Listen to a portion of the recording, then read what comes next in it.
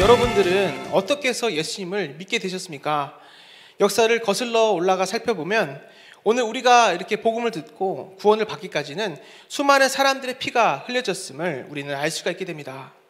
지금도 이 양화진에 가면 우리를 위해 복음을 전해주기 위해 모든 것을 다 버리고 이 땅에 와서 이 죽은 선교사님들의 가슴 뭉클한 사연들과 그 모습들을 만나볼 수가 있습니다. 이곳에는 어른, 아이 할 것 없이 모두 425명의 무덤이 있습니다. 이름 없는 무덤 80기는 이 숫자에는 포함되지 않았습니다. 그런데 이들이 한국에 와서 어떻게 살았나 보면 다 자기를 비우는 삶을 살았던 것입니다.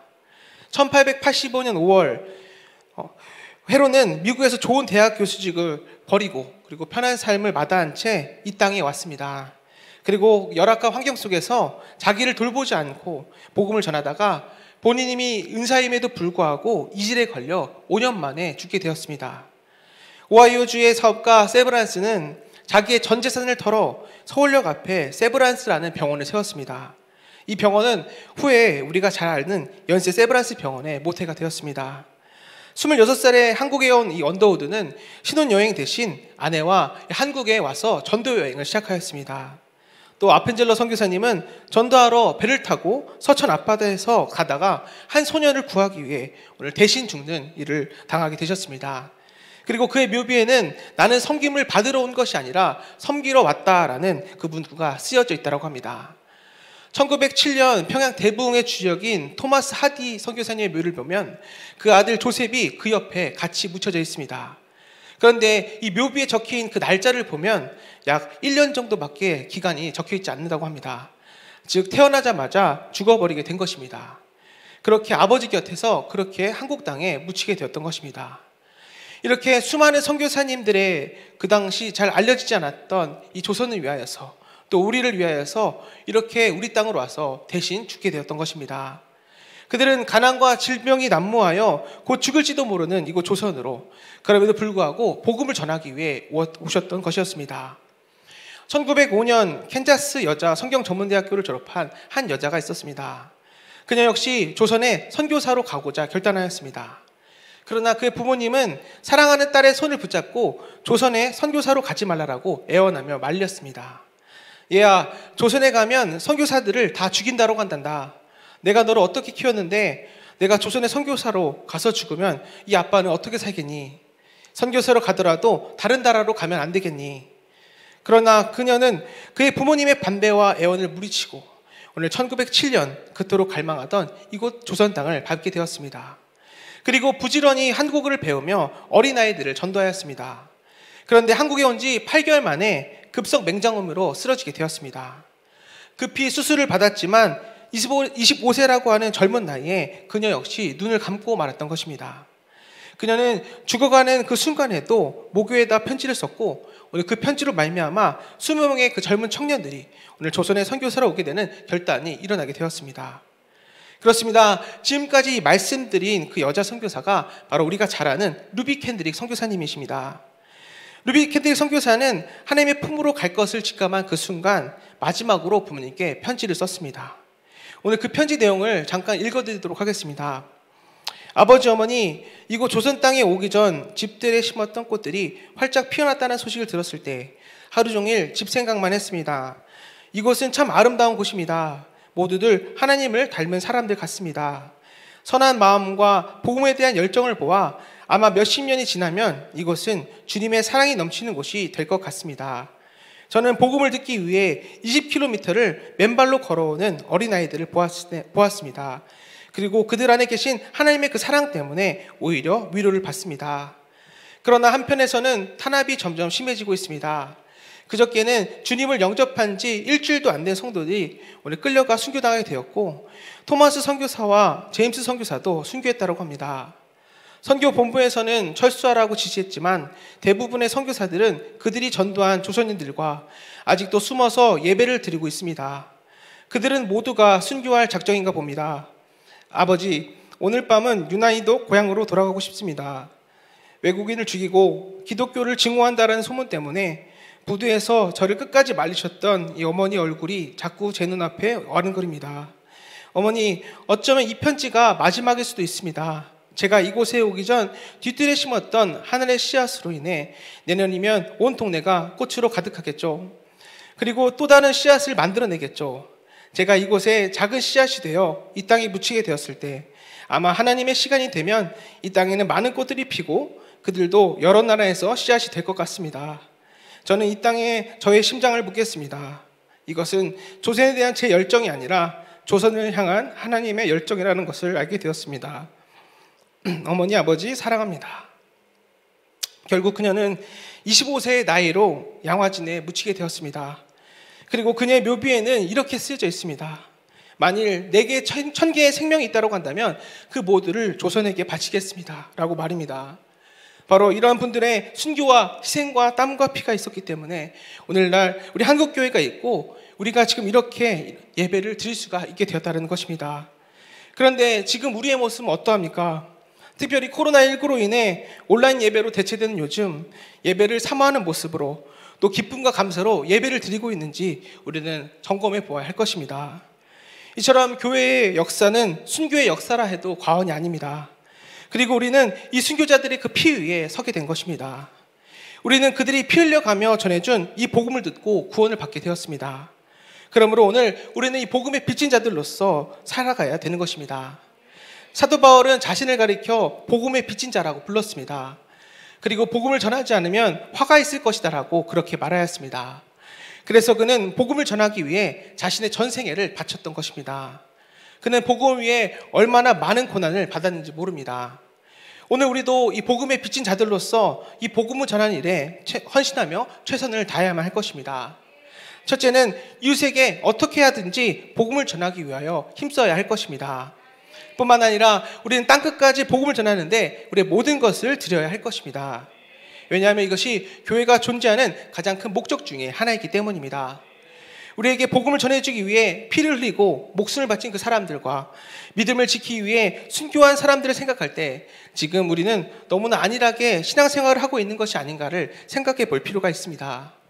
그러므로 우리는 죽기까지 믿음을 지키겠다라는 그 각오를 가지고 오늘 이 순교자의 정신을 가지고 살아가야만 하는 것입니다. 요즘 우리가 사는 이 시대는 핍박의 시대는 아닙니다. 초대교회 같이 예수를 믿겠다고 하면 감옥을 가고 또 목숨을 내놓아야 하는 그런 상황은 결코 아닙니다. 그러나 저는 그럼에도 불구하고 지금 우리에게는 이 순교적인 믿음이 필요하다라고 생각합니다. 왜냐하면 우리의 목숨을 위협하는 일은 없지만 이 믿음의 순수성을 파괴하고 교회를 세속화시키는 수많은 유혹들이 우리의 주위에 너무나도 많이 있기 때문입니다. 그렇기 때문에 우리는 이 순교적인 믿음을 가지지 않으면 너무나 쉽게 복음의 능력을 잃어버리고 또 세상에 쉽게 동화되어 버리고 말 것입니다.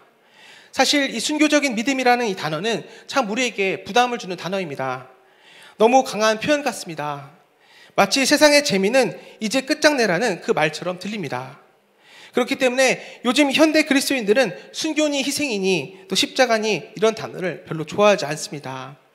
늘 따져보고 손익을 계산해보고 그리고 적당하게 신앙생활을 합니다.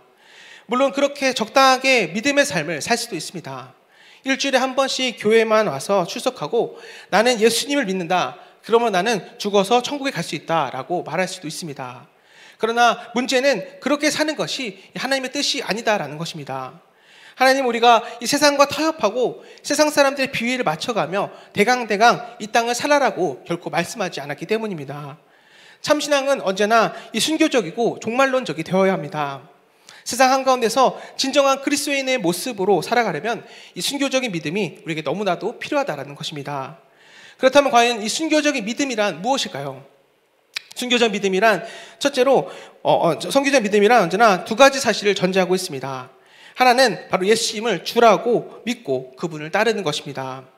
즉 이제부터 내가 하고 싶은 대로 내 마음대로 살지 않고 오직 예수님만을 내 인생의 주인으로 모시고 그분의 말씀대로 순종하며 그분의 뜻대로 살겠다라는 말입니다.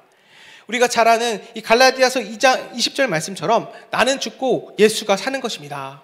그렇기 때문에 우리의 믿음은 언제나 순교적인 믿음이 되어야만 하는 것입니다. 두 번째, 이 순교적인 믿음이라는 말은 예수님의 증인으로 이 땅을 산다라는 것을 전제합니다. 초대교회 성도들은 자신들을 예수 그리스도의 증인으로 그렇게 이해하였습니다. 그런데 중요한 것은 여기 이 증인이라는 이 단어의 말이 오늘 마르티스라는 헬라어인데 이 단어가 순교자라는 의미를 함께 담고 있다는 것입니다. 그리스도인들이 믿음으로 이 세상을 산다는 것은 이 세상 가운데 예수의 증인으로서 또 예수님을 드러내는 삶을 살아야만 하는 것입니다. 예수님을 증거하다가 욕을 먹어도 되고, 예수님을 증거하다가 핍박을 받아도, 또 예수님을 증거하다가 손해봐도 우리는 더욱더 예수님만 전해야만 하는 것입니다. 하나님은 지금 우리를 이 시대에 그 믿음을 가진, 순수성을 가진 사람들로 부르시고 계십니다. 즉 예수님을 주로 고백하고 그분을 따르겠다라고 고백하고 헌신하는 사람, 즉 순교적인 믿음을 가진 사람들을 계속해서 찾고 계시는 것입니다. 그리고 이런 순교적인 믿음을 가진 사람들에게 성령의 능력을 부으시고 그를 통해 이 땅 한가운데서 하나님의 역사를 이루어 가시는 것입니다. 그러므로 우리가 정말 이 세상 한가운데서 승리하고 하나님의 복을 누리려면 오늘 순교적인 믿음을 소유해야만 할 것입니다. 우리는 오늘 이 본문에서 기독교 역사상 최초의 순교자인 스데반을 만나볼 수가 있습니다. 그는 7 집사 중에 한 사람이었습니다. 그는 교회 안에서 구제의 일을 감당하고 있었습니다. 어느 날 그는 회당에서 어떤 유대인들과 변론하게 되었던 것 같습니다. 우리는 무슨 문제로 그가 변론을 시작했는지 알 수 없지만 오늘 유대인들이 충격을 받을 정도로 오늘 이 스데반의 설교는 지혜와 성령으로 말하기 시작했던 것입니다. 그러자 아무도 스데반을 당해낼 수가 없었습니다. 그래서 결국 그들은 이 스데반이 이 모세와 하나님을 모독하는 말을 우리가 들었다라고 모함하면서 오늘 백성들과 장로과 서기관들을 총질하여 오늘 스데반을 공회에 세우게 되었습니다. 이때 스데반은 긴 설교를 하게 됐는데 그 내용이 바로 이번 주간 우리가 새벽마다 말씀을 나눴던 사도행전 7장 말씀이었습니다. 이 설교에서 스데반은 아브라함부터 솔로몬의 성전에 이르기까지 하나님의 구속사에 대해서 설명하여 주셨습니다. 그리고 오늘 나눌 말씀은 이 스데반 설교의 결론이 되는 말씀입니다. 본문 51절부터 53절 말씀을 우리 다 함께 읽어보도록 하겠습니다. 목이 곧고 마음과 귀에 할례를 받지 못한 사람들아, 너희도 너희 조상과 같이 항상 성령을 거스른도다. 너희 조상들이 선지자들 중에 누구를 박해하지 아니하였느냐?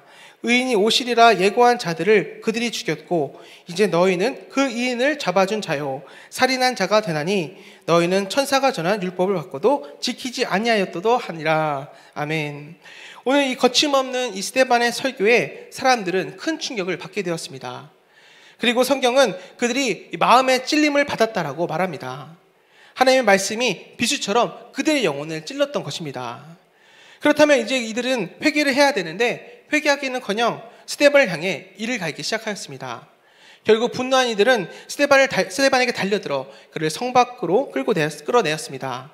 그리고 돌로 이 스데반을 치기 시작하였습니다. 그리고 그렇게 스데반은 순교를 당하게 되었던 것입니다.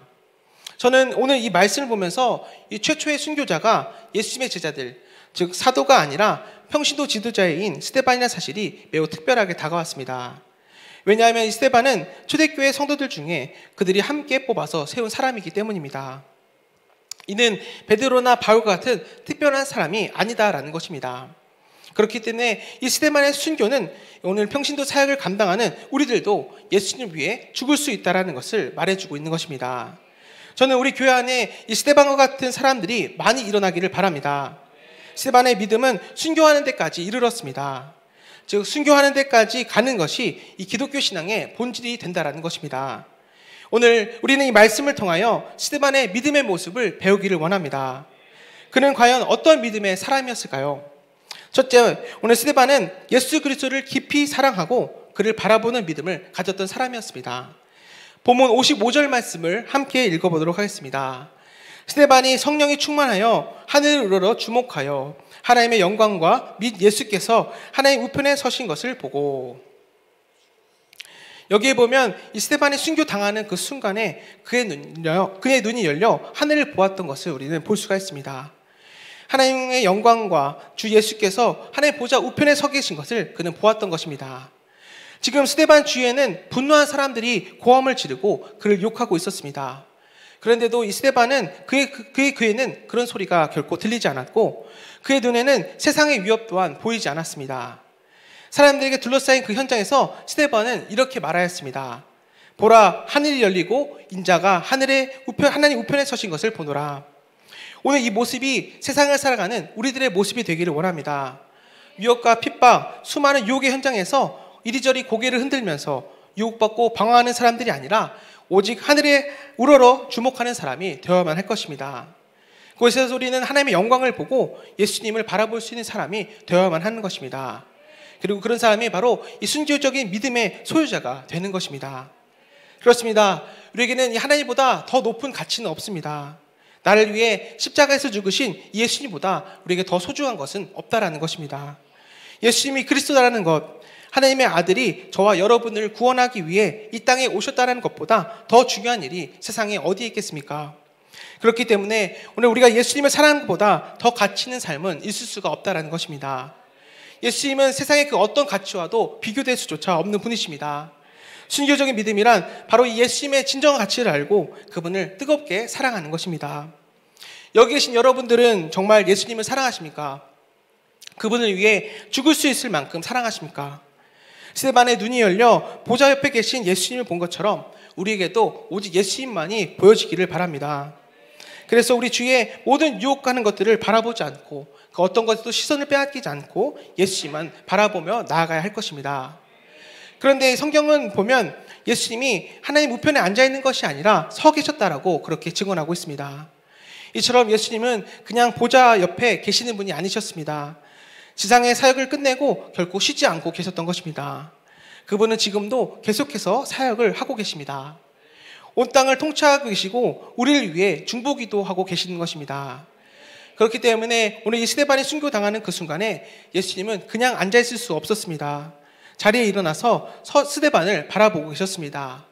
아마도 사랑하는 스데반아, 내가 너와 함께 있단다. 내가 너를 붙잡아 주겠다라고 스데반을 격려하고 있었을지도 모릅니다. 이처럼 우리가 이 순교의 삶을 살아간다면 예수님께서는 우리를 그냥 보고 있지 않고 일어서서 우리를 응원하여 주실 것입니다. 우리의 믿음의 경주에서 예수님의 응원을 받는다고 한다면 그보다 더 힘이 되는 것이 또 어디 있겠습니까? 우리는 모든 순간이 마지막인 것처럼 최선을 다하는 우리 모두가 되어야 할 것입니다. 곧 숨이 넘어갈 것 같지만 결승선이 코앞이며 그 앞에서 우리를 두 팔별로 맞아주실 예수님을 기대하면서 끝까지 최선을 다하시는 여기 우리 모든 분들이 되시기를 간절히 소원합니다. 아멘. 스데반의 믿음의 특징 두 번째는 바로 그가 성령의 사람이었다라는 것입니다. 그는 성령 충만하였기 때문에 순교의 자리까지 갈 수가 있게 되었습니다. 본문이 스데반에게서 말할 때 계속해서 반복하기를 그는 성령의 사람이다라는 것을 계속해서 말하고 있습니다. 본문 사도행전 7장 55절의 말씀 보면 스데반이 성령이 충만하여 라고 시작하고 있습니다. 스데반이 순교할 수 있었던 것은 무슨 의리나 오기 때문이 아니라 성령이 충만하였기 때문에 가능했다라는 것입니다. 순교는 그냥 하는 것이 아닙니다. 하나님이 함께 하시기 때문에 할 수가 있게 되는 것입니다. 기독교 복음이 바로 여기에 있습니다. 사실 우리는 이 순교적인 믿음으로 이 땅을 살 수가 없습니다. 왜냐하면 우리는 다 약하고 모자라고 보잘것없는 사람들이기 때문입니다. 어떻게 우리가 이 세상을 살면서 죽음까지 각오하고 예수님을 증거할 수가 있겠습니까? 옥이나 무슨 의리로 그것을 할 수 있을까요? 아닙니다. 인간의 결단과 인간의 의리에는 한계가 있기 마련입니다. 그래서 예수님의 수제자 베드로도 예수님을 3번이나 부인하게 되었던 것입니다. 내 힘으로, 내 의리로 세상을 이기는 것이 아닙니다. 그래서 하나님은 우리가 세상을 이기고 순교적인 그 믿음으로 세상을 변화시키는 그 사람이 될 수 있도록 성령님을 우리에게 부어주셨던 것입니다. 그렇습니다. 하나님은 우리가 약한 줄 아시고 우리가 못할 줄도 아시고 아예 하나님의 영, 당신 자신을 우리에게 부어주셨던 것입니다. 하나님께서 함께 하심으로 또 성령님께서 우리와 함께 하심으로 말미암아 우리는 세상을 이기게 될 수가 있다는 것입니다. 그리고 이것이 바로 세상을 이기는 가장 확실한 방법이 되는 것입니다. 스데반의 순교 자리에 설 수 있었던 비밀은 다른 것이 아니라 바로 이 성령 충만이 비결이었던 것입니다. 일제 강점기 때에 신사참배를 반대하다 고난당한 한상동 목사님이 계십니다. 그분은 1940년에 투옥되었다가 해방된 이후에 감옥에서 나오셨습니다.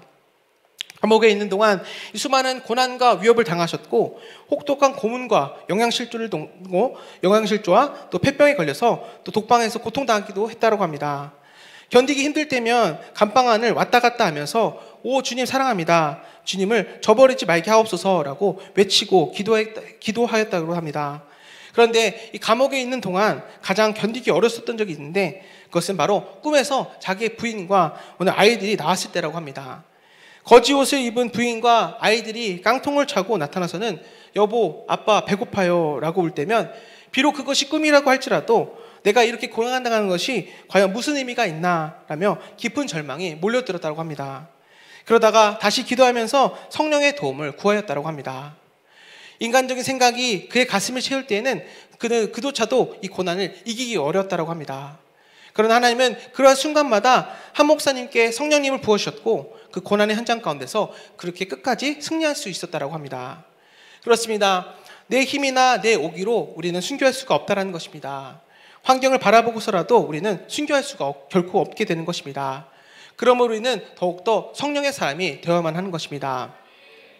성령의 지배를 받는 사람에게는 환경의 좋고 나쁨이 결코 문제가 되지 않습니다.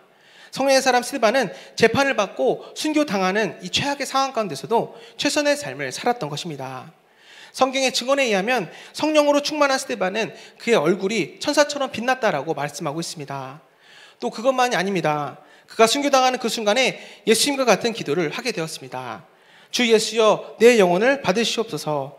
주여, 이 죄를 저들에게 돌리지 마옵소서. 이처럼 성령님은 스데반으로 하여금 원수를 위해 기도하게끔 만드셨습니다. 우리가 흔히 이 원수를 사랑하라 라고 말합니다. 그러나 이 개념은 사실 이 사람 속에서는 해당되는 사항이 아닙니다. 어떻게 우리가 이 원수를 사랑할 수 있겠습니까?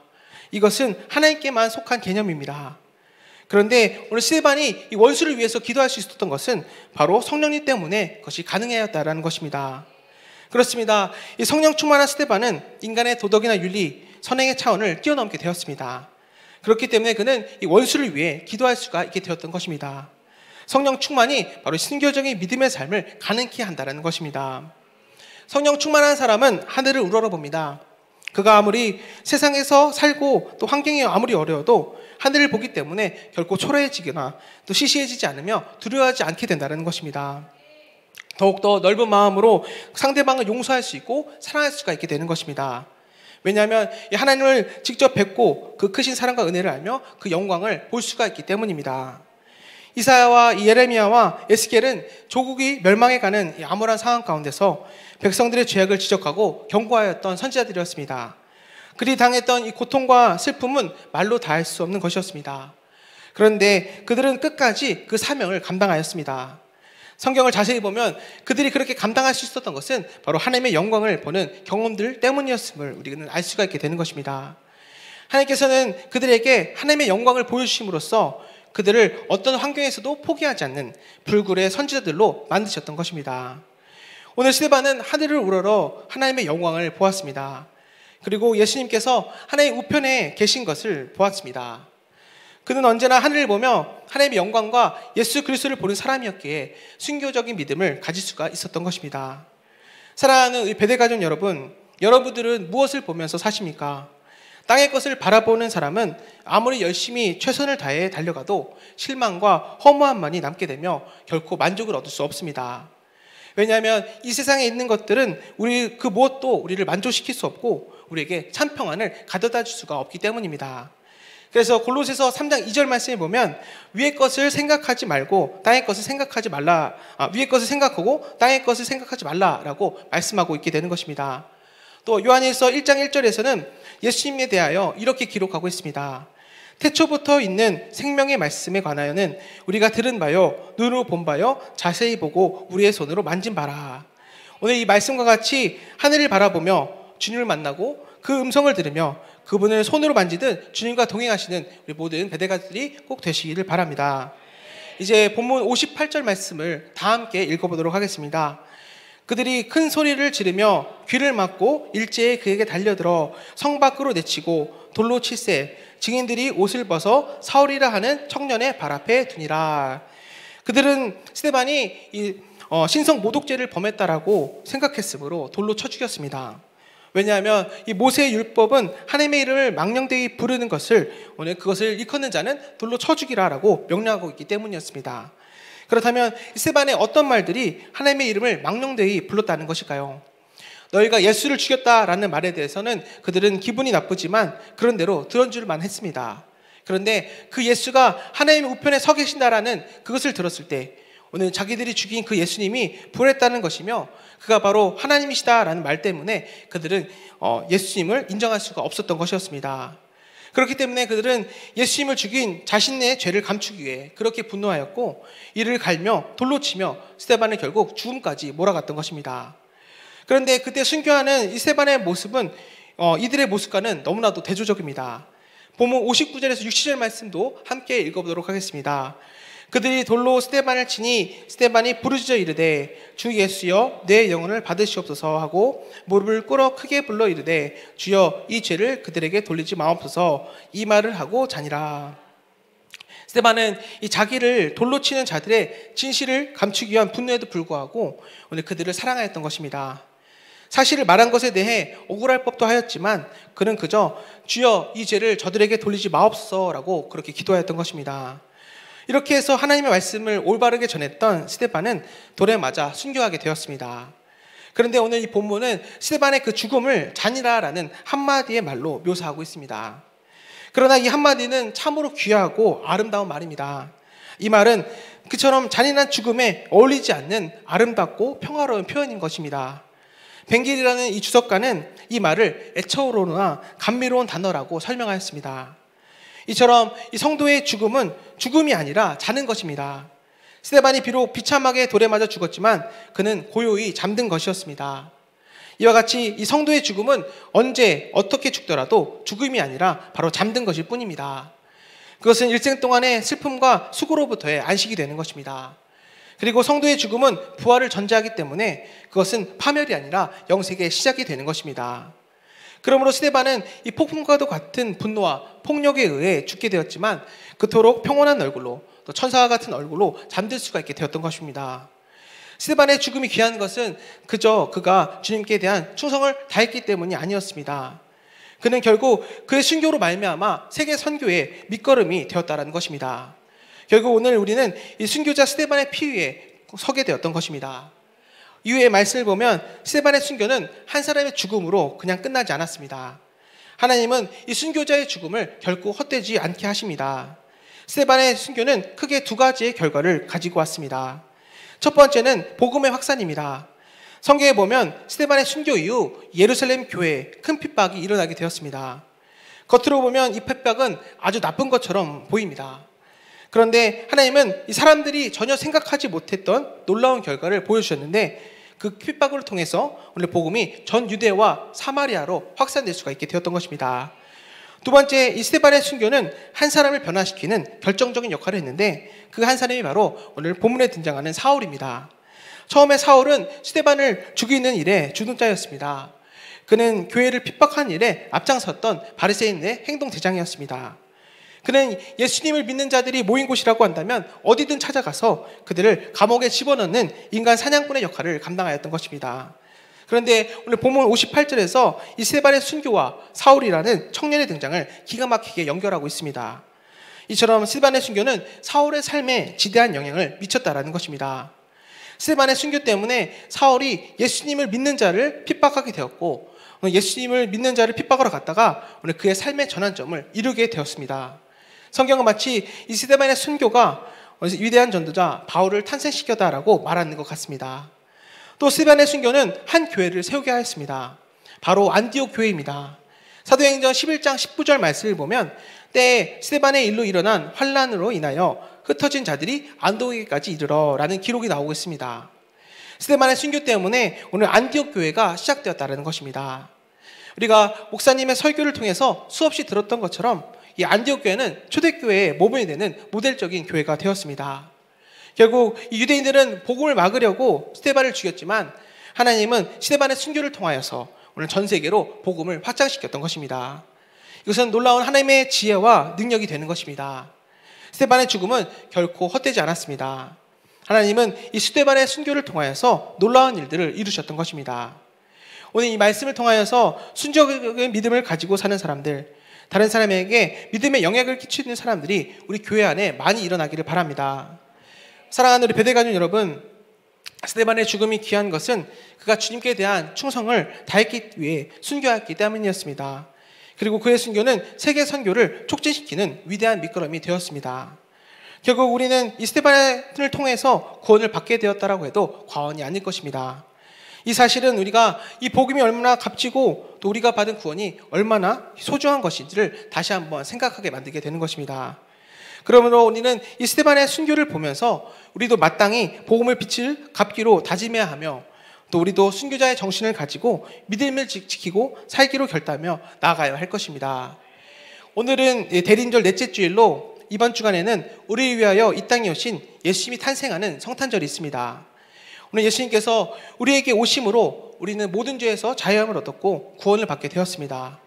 이것은 우리를 보편적으로 복음이라고 이야기하는데 바로 기쁜 소식을 의미하는 것입니다. 예수님께서 탄생하실 때 천사들의 찬양은 너를 위하여 구주가 나타나셨다라고 하였습니다. 우리를 위하여 구원하실 주가 탄생하셨다라는 것입니다.